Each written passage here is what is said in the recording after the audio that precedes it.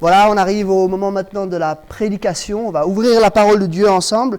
Mais je dois vous dire que si vous êtes avec des enfants, vous pouvez sauter cette vidéo, passer tout de suite à la suivante. Normalement, quelque part là, en bas de l'écran, il devrait y avoir le bouton play et puis il devrait y avoir le bouton qui permet de sauter à la vidéo suivante. Parce que cette prédication est plutôt adaptée à des adultes. Et puis, il y a une vidéo qui est spécialement adaptée à des enfants sur le même passage, mais plus adaptée à des enfants. Puis ensuite, il y a une vidéo avec un bricolage que vous pouvez faire avec les enfants. Donc, si vous êtes avec des enfants, vous pouvez sauter à la vidéo suivante. Si vous êtes avec des adultes, vous pourrez, à la fin de cette vidéo, sauter tout de suite 2 vidéos pour passer au chant suivant de notre culte. On va voir ce matin l'entrée de Jésus à Jérusalem. Pourquoi on voit ça? Parce que justement, on veut se préparer à Pâques. Et à peu près une semaine avant la crucifixion, Jésus, on ne sait pas, c'est à peu près parce qu'on ne sait pas exactement l'ordre des événements, la chronologie des événements, mais on estime que c'est à peu près une semaine avant, Jésus a vécu cette entrée triomphale à Jérusalem. Et c'est comme un petit peu quelque chose qui anticipe la croix, qui est aussi en contraste avec la croix. C'est probablement de tous les événements que Jésus a vécus sur cette terre, le moment où il a été le plus clairement célébré en tant que roi par des êtres humains. Il a été célébré par des anges, mais c'est le moment où il a été le plus clairement célébré en tant que roi par des êtres humains. Et on veut nous aussi nous souvenir que Jésus est roi pour nous acheminer vers la semaine de Pâques. Et on voit 3 choses dans ce passage. On voit que Jésus est un roi humble, Jésus est un roi annoncé, et Jésus est un grand roi. Mais pour introduire, je vous montre cette photo. Il s'agit d'une photo prise lors du couronnement de la reine Élisabeth II, l'actuelle reine d'Angleterre. Et je crois que ça doit nous faire réfléchir à ce que c'est un roi. Parce qu'on vit dans un monde où il n'y a plus beaucoup de rois, et même les rois comme Élisabeth II, c'est pas des rois tels qu'on pouvait les percevoir au 1er siècle, à l'époque où Jésus s'est déclaré comme étant le roi des rois. Aujourd'hui, on a des systèmes démocratiques, on a des rois dans quelques pays, mais ce n'est pas des rois qui ont un pouvoir tel qu'on pouvait avoir au 1er siècle ou pendant le Moyen-Âge. Il faut comprendre qu'un roi, c'est quelqu'un qui a autorité dans son royaume. Quelqu'un qui a dans certains cas une autorité totale, absolue. Quelqu'un qui est aimé, quelqu'un qui décide, quelqu'un qui a tous les pouvoirs entre les mains au sein de son royaume. Voilà comment Jésus se présente ici. Il se présente comme un roi. Et c'est un petit peu comme le moment de son couronnement, le moment de son entrée triomphale dans Jérusalem, le moment où il est reconnu par le peuple comme un roi. Ce sera intéressant d'étudier un peu les cérémonies de couronnement. Là, par exemple, la cérémonie de couronnement de la reine d'Angleterre, quelque chose de grandiose, un événement hors du commun. Mais Jésus, lui, entre dans Jérusalem beaucoup plus humblement. Si vous lisez l'Évangile selon Matthieu, du début jusqu'à la fin, c'est en fait, il y a un déplacement, et je vous ai mis une petite carte ici, pour bien comprendre. Jésus, dans l'Évangile de Matthieu, a la plus grande partie de son ministère dans le nord d'Israël, en Galilée, et puis vers la fin, tout d'un coup, il va descendre jusqu'en Judée, à Jérusalem, où il va être crucifié. Donc, c'est vraiment le moment où Jésus arrive dans la ville pour le point culminant de son ministère, sa crucifixion. On sait, avec l'évangile de Jean, que Jésus est allé plusieurs fois à Jérusalem. Mais Matthieu choisit de mettre le focus là. C'est le moment où Jésus est célébré, le moment où il va accomplir la la phase, le point culminant de son ministère, le moment où il va être crucifié et le moment où il va ressusciter. Je vous lis maintenant le texte dans Matthieu chapitre 21, les versets 1 à 11. Ce texte, il commence par « lorsqu'il ». Le « il », I-L-S, c'est Jésus avec ses disciples. Lorsqu'ils approchèrent de Jérusalem et qu'ils furent arrivés à Bethphagée vers le mont des Oliviers, Jésus envoya 2 disciples en leur disant « Allez au village qui est devant vous. Vous y trouverez tout de suite une ânesse attachée et un ânon avec elle. Détachez-les et amenez-les-moi. Si quelqu'un vous dit quelque chose, vous répondrez, le Seigneur en a besoin, et à l'instant, il les laissera aller. » Or, tout ceci arriva afin que s'accomplisse ce que le prophète avait annoncé. Dites à la fille de Sion, voici ton roi qui vient à toi, plein de douceur, et monté sur un âne, sur un ânon, le petit d'une ânesse.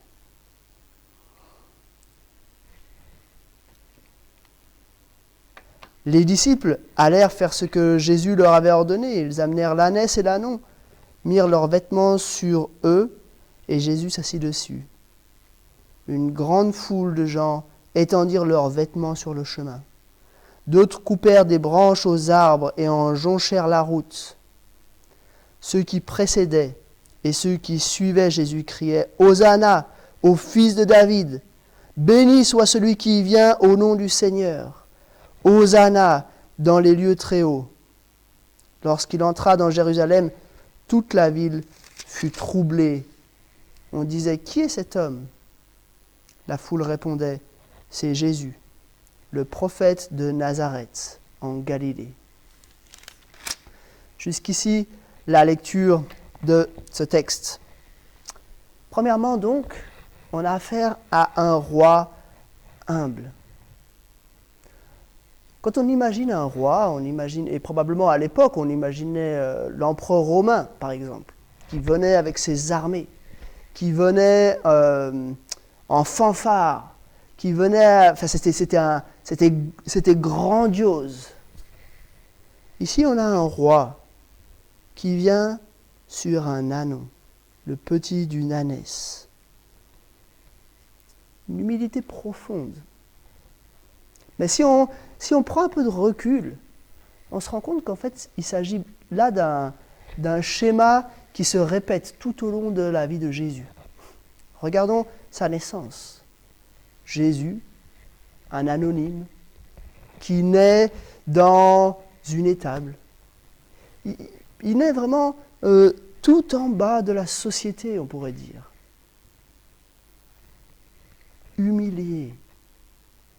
Il était humilié parce qu'il est Dieu devenu homme. C'était déjà une humiliation énorme. Mais même parmi les hommes, il est humilié plus que nécessaire.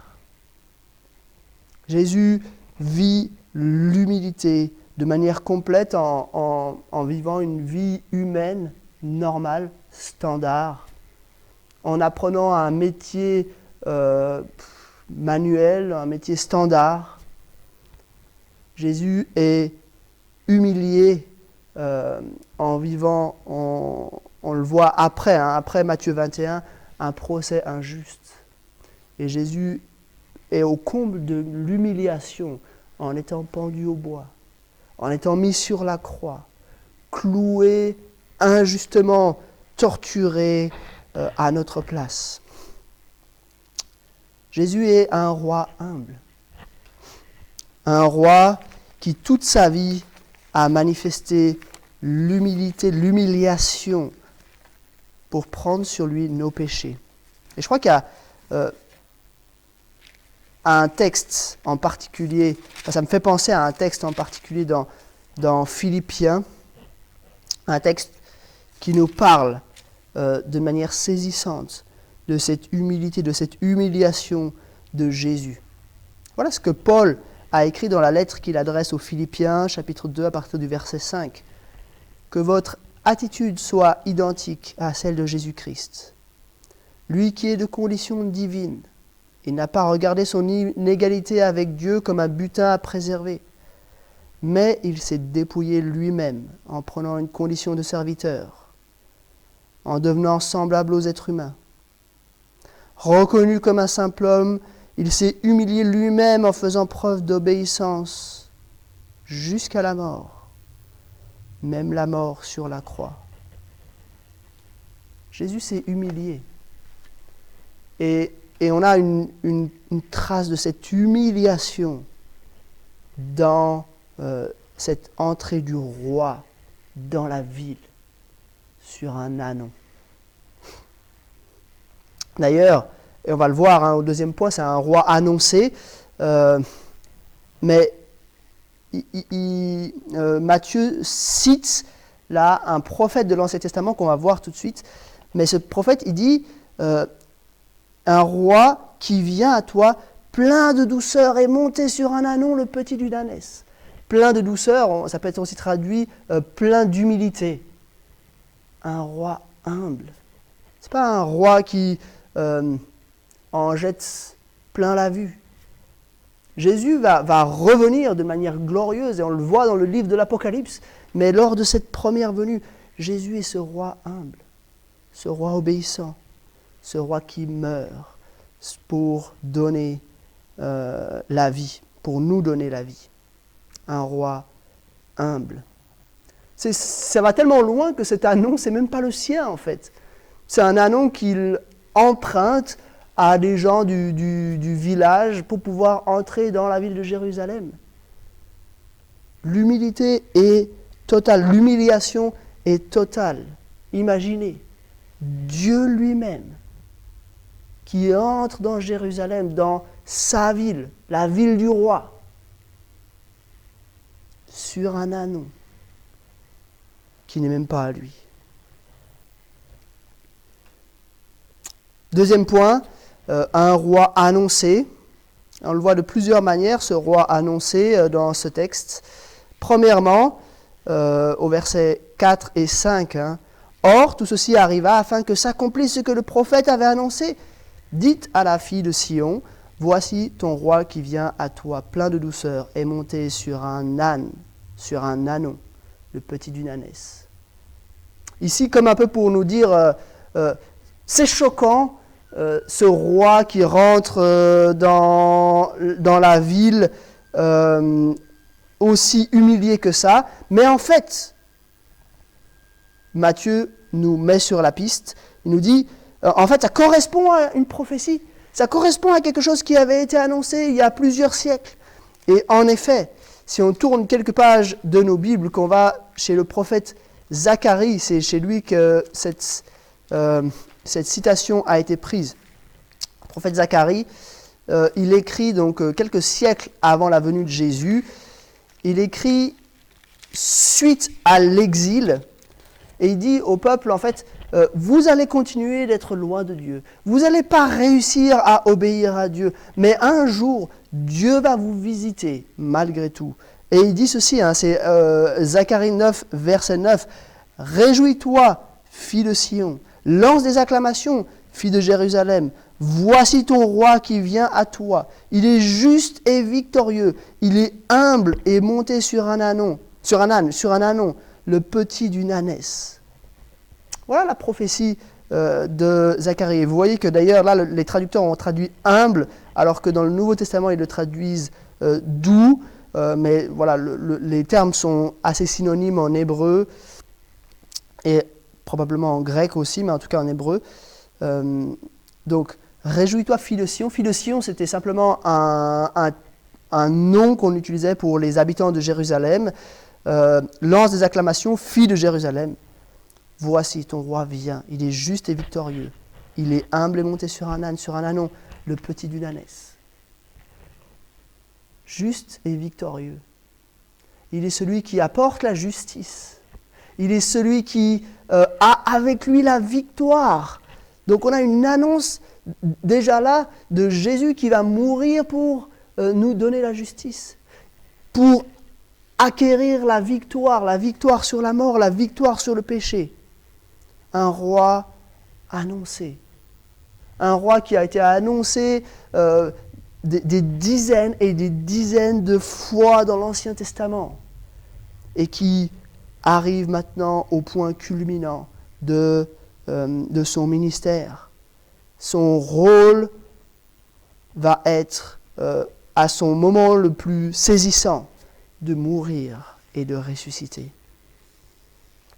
Donc on a un roi humble, mais un roi annoncé.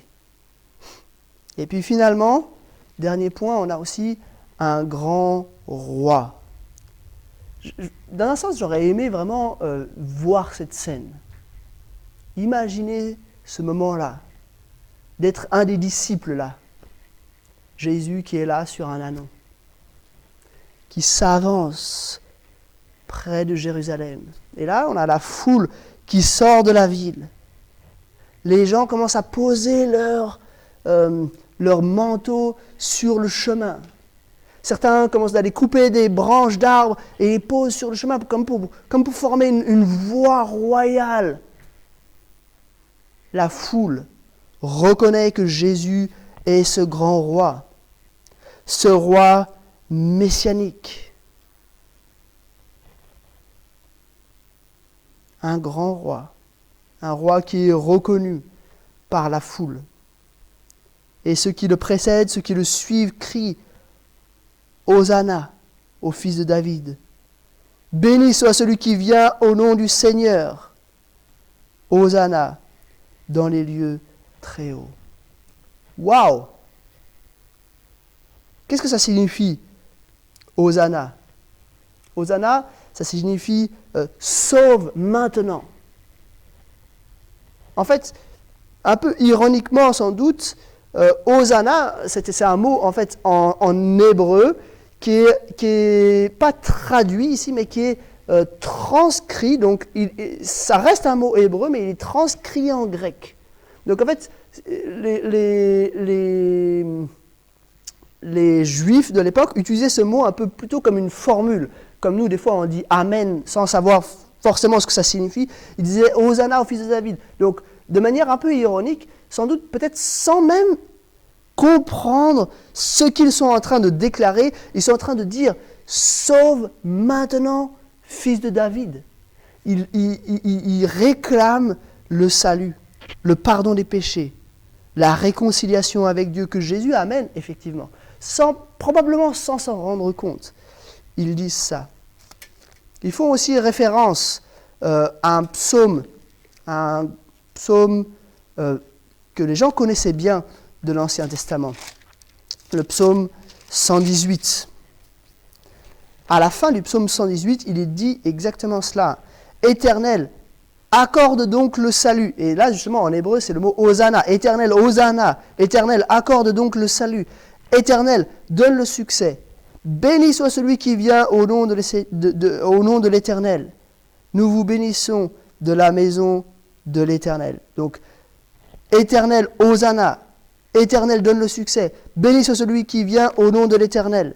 Et ici, ils disent Hosanna au fils de David. Béni soit celui qui vient au nom du Seigneur. Hosanna dans les lieux très hauts. Donc, il y a vraiment une inspiration qui nous vient du psaume 118. On pourrait dire aussi Hosanna au fils de David. Bien sûr, Jésus était un fils de David, du roi David, du grand roi. Mais qu'est-ce que ça signifie, Hosanna au fils de David? Et là, j'aimerais vous rappeler une autre prophétie de l'Ancien Testament qui avait été faite justement à David. À un moment donné de sa vie, David avait voulu construire le temple de l'Éternel à Jérusalem, et Dieu lui a dit non, c'est ton fils qui me construira une maison. Et en fait, c'est même plutôt moi qui vais te construire une maison, dans le sens, une famille, une dynastie royale. Et cette dynastie royale donnera naissance à un grand roi qui sera le Messie. Je vous lis simplement dans 2 Samuel chapitre 7 à partir du verset 12. Quand ta vie prendra fin, c'est donc Dieu qui parle, enfin, Dieu par son prophète qui parle à David. Quand ta vie prendra fin et que tu seras couché avec tes ancêtres. Je ferai surgir après toi ton descendant, celui qui sera issu de toi. J'affermirai son règne. Ce sera lui qui construira une maison en l'honneur de mon nom, et j'affermirai pour toujours le trône de son royaume. Je serai pour lui un père, il sera pour moi un fils. S'il fait le mal, je le punirai avec le bâton des hommes, avec les coups des humains. Mais je ne lui retirerai pas ma grâce, comme je l'ai fait avec Saül, que j'ai écarté de ton chemin. Ta maison et ton règne seront assurés pour toujours après toi. Ton trône sera affermi pour toujours.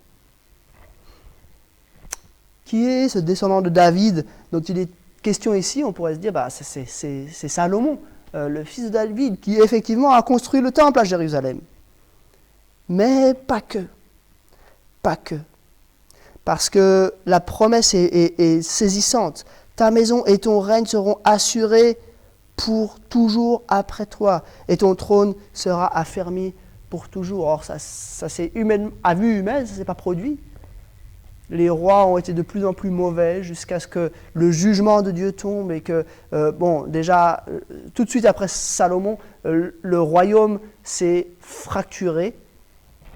Et plus tard, il y a eu l'exil de toute une partie nord du royaume et encore un tout petit peu plus tard, l'exil de la partie sud du royaume.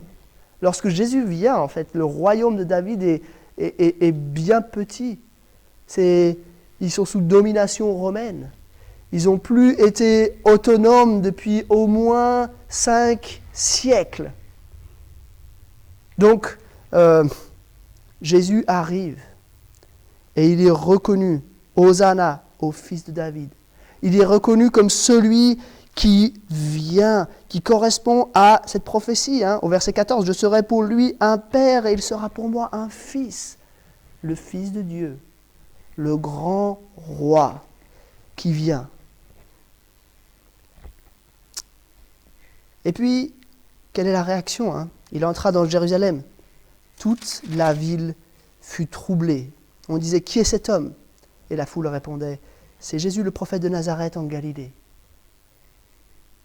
Jésus entre dans Jérusalem et toute la ville est troublée. Donc ce n'est pas un anonyme, il a été reconnu à ce moment-là. Et la foule qui le présente comme étant le prophète de Nazareth en Galilée. Qu'est-ce qu'ils entendaient vraiment par là? Est-ce que la foule sous-estimait qui était Jésus en le présentant simplement comme un prophète, ou est-ce qu'au contraire, ils avaient bien compris qui était Jésus en le présentant comme le grand prophète annoncé depuis Moïse, qui annonçait la venue d'un grand prophète semblable à lui, qui viendrait inaugurer cette nouvelle alliance. Jésus est donc ce grand roi, acclamé par la foule. Quelques jours plus tard, une semaine plus tard, cette même foule, en tout cas, la foule de Jérusalem, est-ce que c'était les mêmes personnes ou non? Impossible de le savoir, mais en tout cas, la foule va crier autre chose. À ce moment-là, ils ont crié « Hosanna » au fils de David. « Hosanna dans les lieux très hauts. Béni soit celui qui vient au nom du Seigneur. » Une semaine plus tard, cette foule va crier « Crucifie-le ». Crucifie-le. Crucifie-le. Il y a un contraste entre l'entrée dans Jérusalem et la crucifixion. Ce grand roi va manifester son humiliation totale à la croix. Mais ce grand roi va aussi montrer sa gloire lors de la résurrection. C'est ce grand roi qui étend son royaume depuis 2000 ans. C'est ce grand roi qui un jour reviendra régner parmi nous pour l'éternité. Voilà qui est Jésus, ce roi humble, ce roi annoncé, ce grand roi. Et on s'approche de Pâques. Dimanche prochain, on va célébrer ce grand roi.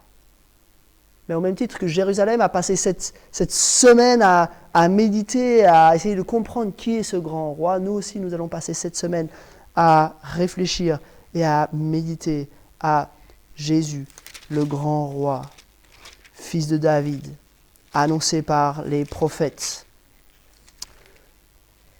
Et il est temps de passer à quelques applications. Qu'est-ce qu'on va faire de ce texte pendant cette semaine de Pâques? Cette semaine, c'est Pâques. Dans une semaine, c'est Pâques. Et malheureusement, je crois qu'en tant que chrétien aujourd'hui, on met beaucoup l'accent sur Noël et pas beaucoup sur Pâques.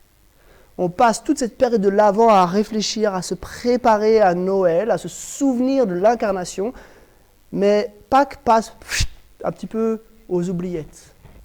Alors c'est vrai, Noël c'est important, l'incarnation est fondamentale, c'est un des événements les plus glorieux de l'histoire, mais Pâques, c'est le sommet. C'est, on pourrait dire, l'Everest de l'histoire du salut. Le point culminant tel qu'il n'y en a pas de plus haut. Et nous voulons nous y préparer. Au même titre qu'on passe quelques jours à se préparer et à réfléchir avant Noël, on veut passer aussi là quelques jours à se préparer et à réfléchir à Pâques. C'est vrai, c'est la période du coronavirus. Chaque jour, on va peut-être consulter les statistiques pour savoir comment ça se passe. Est-ce que le nombre de cas augmente en Suisse ou est-ce que tout d'un coup ça va plafonner? Est-ce que ça va aller en décroissant? C'est vrai, on prend des nouvelles les uns et les autres pour savoir s'il y a des gens malades.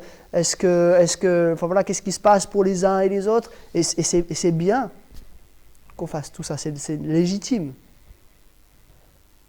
Mais ne passons pas à côté de l'essentiel. Cette semaine, c'est Pâques. Souvenons-nous de notre roi. Premièrement, notre roi est humble. Soyons nous-mêmes humbles. Passons du temps dans la prière. Passons du temps à nous souvenir de qui est Jésus. Passons du temps dans la reconnaissance. Passons du temps où nous reconnaissons, où nous saisissons tout à nouveau notre dépendance totale à Dieu. Souvenons-nous que nous sommes pécheurs, loin de Dieu, rebelles à Dieu, opposés à lui. Mais souvenons-nous qu'il a choisi de nous sauver, qu'il nous donne sa justice, sa sainteté. Il fait de nous ses enfants. Méditons toutes ces choses pendant cette semaine. On a un roi qui est humble et nous devons l'imiter. C'est comme on a lu dans Philippiens, que votre attitude soit identique à celle de Jésus-Christ. Nous aussi, soyons humbles, comme Jésus notre roi est un roi humble. Deuxième chose, notre roi est annoncé. Souvenons-nous, nous vivons 2 millénaires après cette entrée triomphale de Jésus à Jérusalem. Souvenons-nous de ce grand roi. Et j'aimerais vous proposer une chose. On va passer cette semaine de Pâques. Probablement, une partie d'entre nous, on a un peu plus de temps que d'habitude parce qu'on ne peut pas se visiter les uns les autres, parce que peut-être que vous ne pouvez pas aller travailler. Passons du temps pour nous souvenir de ce qui s'est passé. Peut-être vous pouvez lire à partir de là, de cette entrée triomphale de Jésus à Jérusalem, donc de Matthieu 21, peut-être vous pouvez lire jusqu'à la fin, jusqu'à Matthieu 28, en une semaine. Ce n'est pas beaucoup, c'est un chapitre par jour, pour se souvenir de ces événements, de Jésus, de son procès, des souffrances qu'il a endurées, de ces 3 heures de ténèbres qui, comme montrent la colère de Dieu. Souvenons-nous de cette chose. Si vous avez des enfants avec vous, pourquoi pas faire un calendrier de préparation à Pâques? Comme on a un calendrier de l'Avent pour se préparer à Noël, pourquoi pas faire un calendrier de préparation à Pâques, où chaque jour, les enfants ont peut-être une petite friandise et on se réjouit, on se souvient de ce moment où la justice nous a été donnée.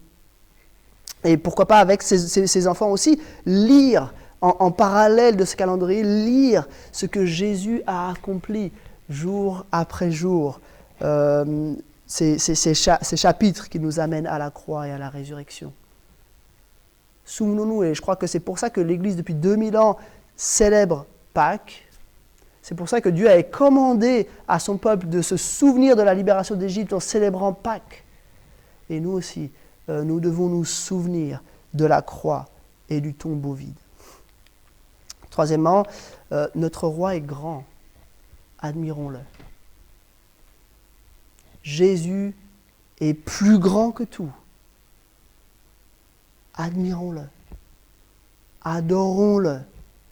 Souvenons-nous de qui il est et passons du temps à l'adorer. Voilà donc quelques pistes pour cette semaine. Soyons humbles. Souvenons-nous de la croix et du tombeau vide et admirons Jésus pour qui il est.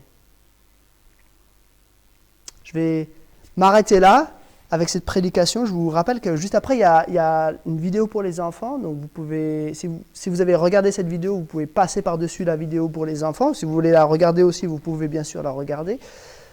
Et puis ensuite, on va passer par 2 chants qui nous font rappeler que Jésus est ce grand roi et qui nous font l'admirer pour qui il est. Je vous dis à tout à l'heure.